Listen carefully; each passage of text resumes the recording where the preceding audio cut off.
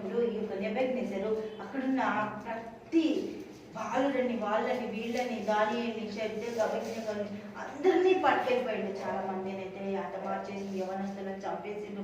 దేవుని ప్రణాళిక దానియేలు పట్ల ఉంది కాబట్టి తీసుకొని పోగలిగిండు. దేవునికి స్తోత్రం. హల్లెలూయా. మళ్ళీ వచ్చినప్పుడు యెహోయాకీముని తీసుకుపోలేదు, కానీ రాజుగా నాకు లోబడాలని చెప్పి వార్నింగ్ ఇచ్చిండు. అతడు రాజుగా లోబడలేదు కాబట్టి అతని పరిపాలన అంతా కూడా చిన్నమండం చేసేసిండు. దేవుడికి మహిమ కలుగును గాక. పన్ను కట్టలేదు, తిరగబడ్డాడు, భయంకరమైన పరిస్థితులు. అది చూసి బబులోను రాజుని దేవుడు రేపి నా వైపు మళ్ళట్లేదు, నా దగ్గర రావట్లేదని బబులోను రాజును పంపిండు. యవ్వనస్తులని నేలమట్టం చేసేసిండు, దేశమంతా నాశనం చేసేసిండు, కాల్ చేసిండు. భయంకరమైన పరిస్థితి. అతడు చనిపోయినప్పుడు అతన్ని ఈడ్చుకెళ్ళి యెరూషలేము గోడల అవతల వేసేసిందంట. దేవునికి మహిమ కలుగును గాక. హల్లెలూయా. యోషీ కాలం నుండి ప్రజల పరిస్థితిని బట్టి ఇర్మియా చెప్పిందంతా కూడా ఇక్కడ అందరూ కూడా బారాకు వాళ్ళందరూ కూడా రాసిండంట. దేవునికి స్తోత్రం. ఇంత చక్కటి మాటలతో రాసిండో చూద్దాం. ఇర్మియా 36వ అధ్యాయము 29వ వచనం. 26వ అధ్యాయము 29వ వచనం.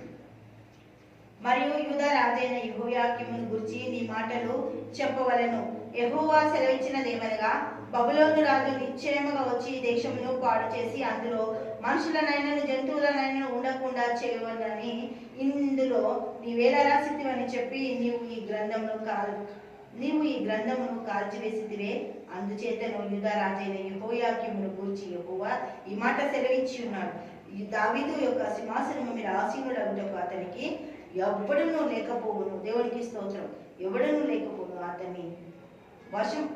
అతని శబము పగలు ఎండ పాలను, రాత్రి మంచు పాలగును. నేను వారి దోషములను బట్టి అతన్ని, అతని సంతతిని, అతని సేవకులను శిక్షించుచున్నాను. నేను వారిని గూర్చి చెప్పిన కీడంతయు వారి మీదికి, యెరూషలేము నివాసుల మీదికి, యూదా జనుల మీదికి రప్పించుచున్నాను.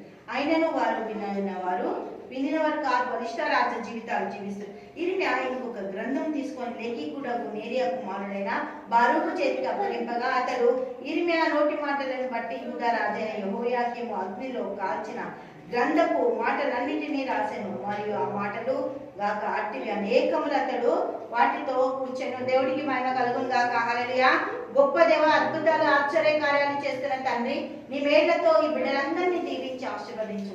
ఎన్ని విషయాలలో, ఎన్ని అద్భుతాలతో దేవా నువ్వు మాట్లాడి ఆ బిడ్డల జీవితాలు విస్తరింపజేస్తున్నట్టు నాయన ప్రతి ఒక్క కుటుంబాన్ని మీరు ఆశీర్వదించండి. నీ వైపు మగ్గేటట్టు నీ వాక్యంతో యెహోయాకీముగా నీ ప్రభు తండ్రి ఎలియాకీముగా మార్చిన యెహోయాజు ఈ పేర్లు మార్చిన వారి జీవితాలు మారలేదు ప్రభు, మార్చిన తండ్రి నాయన నీ సహాయత దయచి ఎంతో మంది బిడ్డల జీవితాలు మార్చి వారు సాక్షులుగా నిలబడేటట్టు నీ సామర్థ్యతతో నీ కుటుంబముగా ఆ బిడ్డలను చేర్చి విశ్వాసపు అడుగులతో వాళ్ళని నడిపించి తండ్రి చేసిన సేవ, తల్లి చేసిన సేవ ఆ బిడ్డలు చూసి విశ్వాసపు అడుగులు నేర్చుకోవడానికి యోషీ చేసిన ఆ దేవుని ప్రణాళిక పనులన్నీ కూడా తన కుమారులు అన్ని కూడా తిరస్కరించింది. కానీ నేటి తరానికి ప్రభువా ఇర్మియా గ్రంథంలో ఈ మాటలన్నిటిని నీ బిడ్డల జీవితాల్లో మీరు విస్తరింపజేసినందుకు కృతజ్ఞతలు చెల్లిస్తూ యేసుక్రీస్తు నామములో ప్రార్థిస్తున్నాము తండ్రి.